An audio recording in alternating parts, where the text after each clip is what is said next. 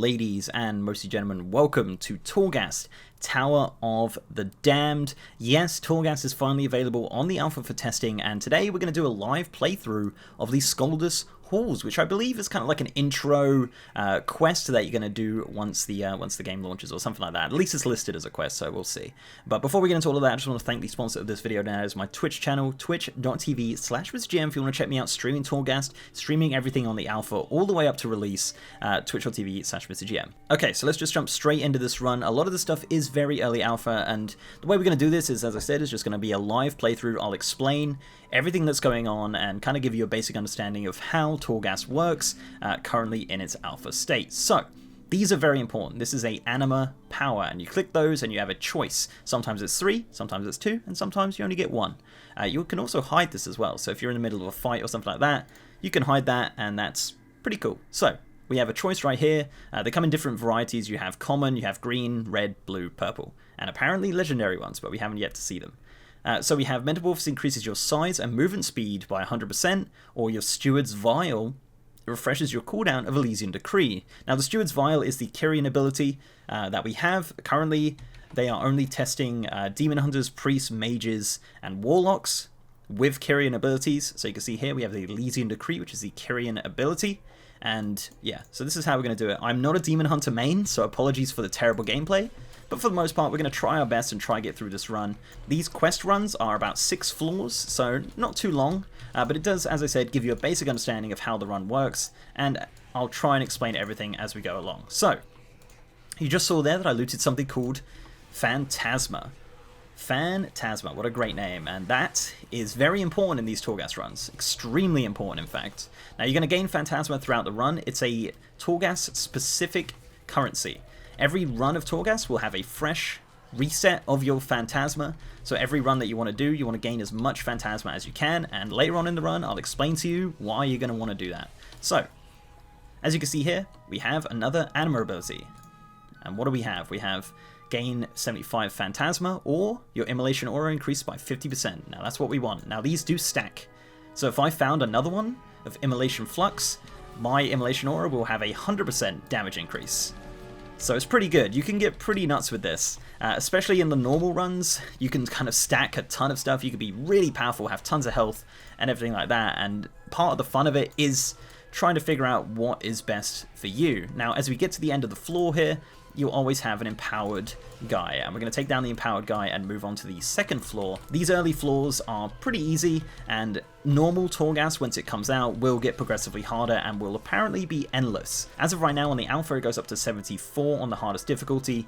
These basic runs are 6 floors, just to kind of give you an understanding of how Torghast works in a very basic way. So as you can see here, we have a blue one. Metamorphosis cooldown reduced by 15%.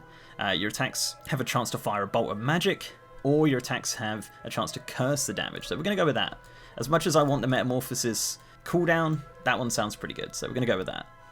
And we have a cool interface here for all of our anima powers, as I showed earlier. And that number there just indicates the amount of times you've had that one. So you can stack that, I believe, endlessly. So you can get to a point where you have, like, I-Beam has no cooldown and you can just spam it constantly. You know, it gets pretty nuts, and I really do enjoy the system so far. Now, it might just be the honeymoon period. Also, these are urns. You can destroy those with attacks, or you can click them, depending on your class, obviously, if you have AoE abilities to be able to do that. And sometimes they have a chance to have anima in it. And obviously, the name of the game is anima, and the way to be the best at this is to get as much anima as humanly possible. Also, huge, scary axes. We're going to indicate that by that little mark on the floor. We're going to avoid that because that will definitely hurt us quite badly if we get hit by that. So that's what we want to avoid for the most part. And we're going to take these down pretty easily. Every NPC does have a chance to drop anima orbs. It's fairly low, but every single NPC does have a chance to do that. As of right now, we've not been so lucky. Also, you have these souls. It's kind of like a currency that we don't really know too much about. When you click it, you do gain a freed soul. It's going to be something to do with your Covenant Sanctum. I think we were told they're not going to be used to buy gear because, you know, how morbid is that? You use this guy's soul to buy braces or something, you know? That's just not not okay, but we'll find out more about that as and when the alpha continues. So you can see there's going to be a big scary axe swinging by, so we're going to avoid that. And then we're going to run to the next section. There's going to be a few more axes here. And the way that it's randomly generated, the actual areas themselves are not randomly generated. They're randomly chosen from a selection of absolutely tons of different areas that can be available, but the NPCs are randomly generated. So it is procedurally generated in that regard. You don't know which floor you're going to get, so you can't be like, oh, this floor is going to be really good. You know, floor 6 is going to be this one. You know, it's going to change every single time.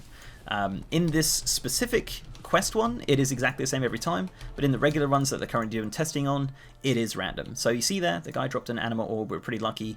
We only got a choice here of one, which is to do the more rats exploding, which is nice. So we're going to take down the empowered guy and move on to floor 3. And you kind of get the understanding, right? So very early on, especially in these kind of quest runs that kind of shows you the basics, you can pretty much pick up the system.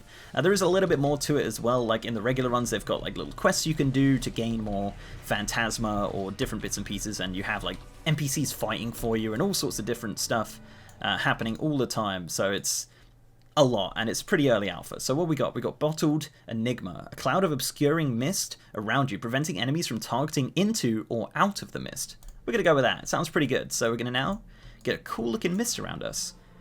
So many different anima abilities, so many different variations, and they're all class based and covenant based, and it's pretty darn cool, to be honest. I'm really, really enjoying it, and in this early alpha state, it's great, to tell you the truth. Like it's just really, really great, and I'm really enjoying kind of messing around with the anima abilities. They're obviously going to change throughout alpha testing, but as of right now, it feels really good. So we have little stuff like this as well. A little fire, we're just going to demon hunter through that without a care in the world, but other classes might struggle. As we progress through, killing NPCs, avoid the big axe. The cool interaction here with the NPCs is that they won't run into the axe, they won't just stand there and get hit by it. They will actually stop and wait for it, or they'll just avoid it when they're attacking, which is really, really neat. I love like small interactions like that. Sometimes you don't always pick up on it. But you can see our Metamorphosis is absolutely huge right now from that anima power that makes us really big and increases the damage of it. So that is just really, really awesome. And you can stack that. You could get really big. You know, if I got that one again, I could have 200% speed, 200% size. You know, it could get really nuts around here. So yeah, that's what I enjoy. I love stacking it. You know, if you really wanted to be really high on crit, you could get really lucky and get loads of crit ones. We also have a lever. I don't actually know what this specific one does. But these swirlies on the floor we have to avoid. It's kind of like a Mechagon, where you touch the swirlies on the floor and you'll be ported back to the start. So it's kind of like a little obstacle course for you to do. But being a Demon Hunter makes life a lot easier, for sure. And then we got lucky. We got an anima power. Yeah, 20% more health. Just like that. And that can stack. You can get a lot of health. You know, you can get really, really, really lots of health. You know, and that's going to be a massive help on those later floors. Maybe not the earlier ones, but the earlier ones are the ones where you got to concentrate and you got to get as much anima and as much phantasma as humanly possible, because, as we will see, we'll use that phantasma for something very important very soon. So let's take down the empowered NPCs here. See Warden Skoldus running off into the next room, and we will find him eventually in his boss room, because there is boss levels. And specifically, we don't know right now whether or not it's going to be like, oh, there's a boss every 6 floors or something like that, but right now in this test one, it is every 6 floors. So we have anima power again, Metamorphosis reduced by 15%.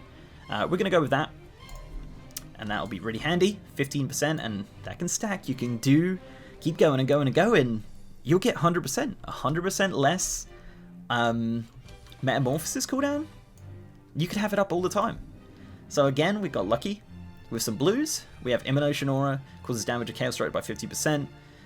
Successfully casting Consume Magic heals you. Killing Morat increases your maximum health by 2% up to 100%. So let's go with Immolation Aura. So this is a broker level. You can see Mr. T there. This guy is something you do not want to deal with. When you get to 3 deaths, this guy's going to come for you, and he does not hold back at all. So you do not want Mr. T coming for you at all. Every floor has a reset of deaths. So if you have 2 deaths on one floor, move on to the next, you'll have a reset, which is nice. So we're just going to move on. We're going to open this up as well, the regular way. We have an anima power, got lucky. Greatly increase the power of your jumps. When you attack a new... I've got to do the jump one. We've got to do the jump one. So, Phantasma. This is where we're going to use it. We can buy those big red orbs for 150 if we want to.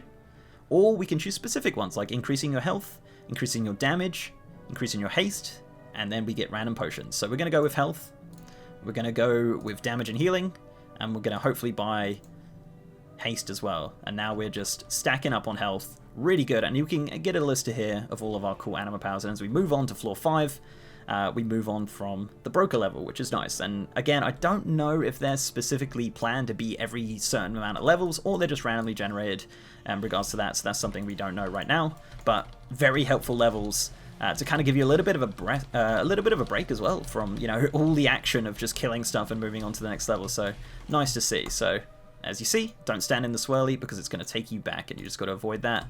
Demon Hunter your way over it, just like that, nice and easy. And just avoid everything. And the more NPCs you kill, the more Phantasma you get, the more stuff you can buy, the better and stronger you get. So you see the name of the game here, right? You see the basic understanding of the system. It's really cool.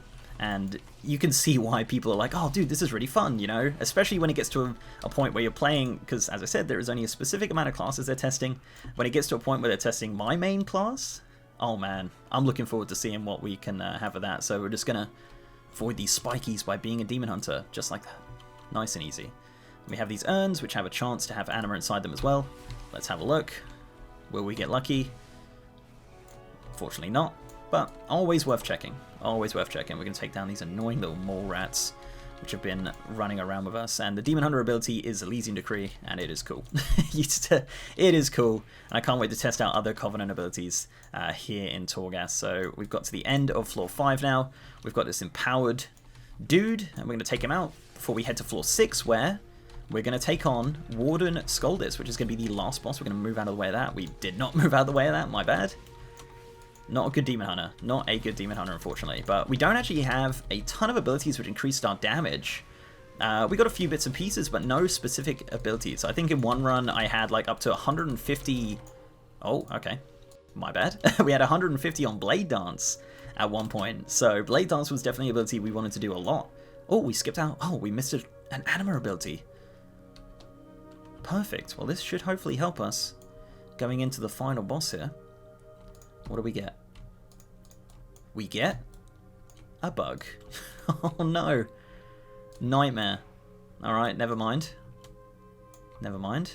No music as of right now. There is a little bit of ambience, but no music in Torghast right now. But I hope it's really cool, epic music, you know? Like, we were streaming and we were listening to the Metal Gear Rising soundtrack, and oh man. That matches really, really well with Torghast. But I hope the music's going to be really good once we get into it. And obviously, I think this is going to be really good streaming content as well. Endless dungeons and seeing people push as far as they can with it and stuff. It's going to be awesome. But we don't know too much about the reward system right now. There is a few little chests and stuff which give you legendary icons and bits like that, but as of right now, we're not 100% of the itemization. And honestly, I don't think they're 100% on how gearing in Torghast is going to work. But right now, really enjoying the system. This is like one of the big systems of Shadowlands, so you kind of hope that it was going to be a good one for sure. So we're going to take down the empowered dude and move on to our final thing, and that's not bugged. So Metamorphosis reduced by 15%, so now that is going to stack with our previous one. So now Metamorphosis now has a 30% less cooldown, which is huge. So we're going to hopefully use that in this final battle against Warden Skoldus. And we get lucky enough to have a broker just before, but unfortunately we didn't have enough Phantasma to buy anything, because everything is pretty... We can get a potion. We can get a potion. Or we can reduce the death count. You can obscure the vision of creatures. So we're going to go with a potion, just to play it safe. Stick that potion on the bar. With our Kyrian potion as well. We have a 15% increased health. And gets rid of some stuff. So here's Warden Skoldus. Let's just heal up before we get into there, because we don't want to... He hits hard. And we've been pretty lucky with anima power. At this point, we have 12 really pretty good ones for the most part. Some damaging ones, some good crit ones and whatnot. So we're going to hopefully be able to take him out with relative ease, I hope. We just got to avoid... He does a few little abilities like Hulking Charge. You just got to move out of that. He also drops a trap, which can be a little bit painful. Does a little bit of a stun. He also does rats, which I don't know what that does. I've seen it go off a couple times. It doesn't really do anything. It does drop a rat trap, so we want to avoid that. And we're just going to take him down and move on, but move out of the trap. But yeah, it is cool to see these little mini bosses as well, and this is role agnostic. It is up to 5 players. You can bring 5 of your friends. I just think it's going to be a ton of fun to get in Discord and just go, right, let's pump as many floors as we can together and see what we can do, and bring different classes, and they all different, they all have their own little anima powers as well, which is going to be awesome to have that interaction between the different classes. So really looking forward to that. But you can come in solo. If you are a solo player, for the most part, you can just come and smash this up by yourself. Presumably there will be some sort of limit on how many times you can do it. That's again something they haven't really discussed too much right now, so that's something that is yet to be seen. So we're going to click that because we're a clicker, and we're going to drop our Elysian Decree, and hopefully he gets in there. Yep, just like that. Just like that. So looking good so far. Avoid the trap. Use that. I-beam. Going down.